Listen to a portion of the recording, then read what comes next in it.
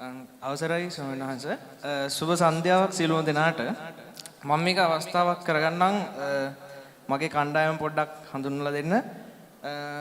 අපි මේ පැත්තෙන් පටන් ගත්තොත් කහෝන් වාදනයෙන් ඉසුරු එරංග, එතකොට තබ්ලා වාදනයෙන් අකිල,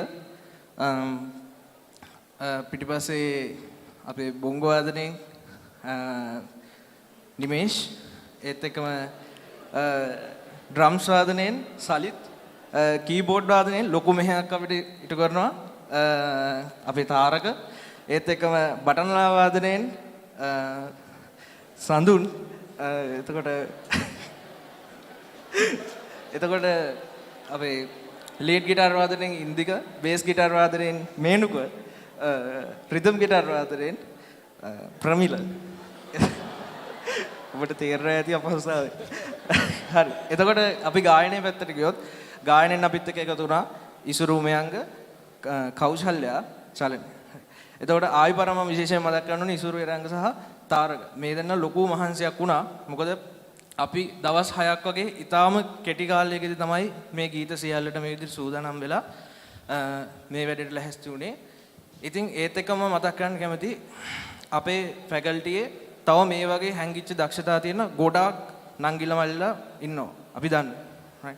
එතකොට ඒ හැමෝටම අනිවාර්යයෙන්ම අවස්ථාවක් දෙන්න, අවස්ථාවක් ඇවිල්ලා ඉස්සරහට එන්න තැනක් හැදෙනවා නම් අපි ඒකට ඊටාම කැමතියි. මොකද අපි කලාකාරය සහ විද්‍යාපීඨයේ විදිහට ගීතාංජලි, ෆැකල්ටි පැදුර, කල්යාණි, තත්නද වෙහි වගේ අවස්ථාවලින් අනිවාර්යයෙන්ම සංගවිච්ච දක්ෂතා තියෙන නංගිල මල්ලිලා හැමෝටම මේ වගේම දැන් මේ අපි ආරම්භ පුතේ ඉදිරියටත් ඒ වැඩසටහන් හරහා ඕගොල්ලන්ට අවස්ථාවක් දෙන්න අපි බලාපොරොත්තු වෙනවා.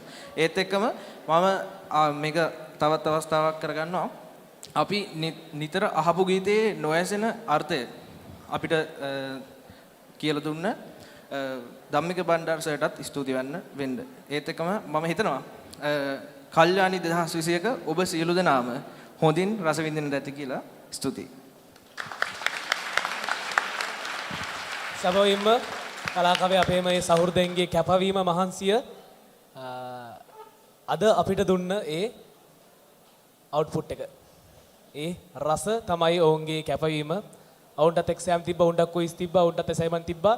හැබැයි රෑ වෙනකල් ආර්ට් සර්කල් රූම් එකට වෙලා ප්‍රැක්ටිස් කරලා අද කල්යන්නේ අපේ මේ හෝරා කිහිපේ රසවත් කරන්න ඔවුන් ලොකු මහන්සියක් ගත්තා. ඔවුන් වෙනුවෙන් නැවතත් හොඳ අත්පොලසන්නද ලබා දෙමු.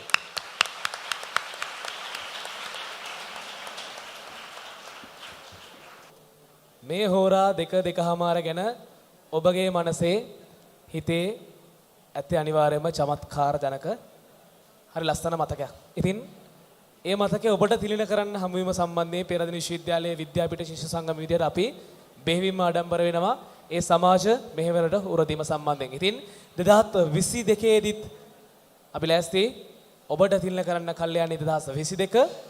ඉතින් නැවතත් ඒ කල්යනා 2022න් ඔබව හමු වන පොරොන්දුව සමග මෙලෙස අපි ඔබෙන් සමුගන්නවා තවත් ලස්සන මතකයක් ඔබට ඉතුරු කරලා. ඔබ සැමට බෙහෙවින් ස්තුතියි. සුවදායක රාත්‍රියක්.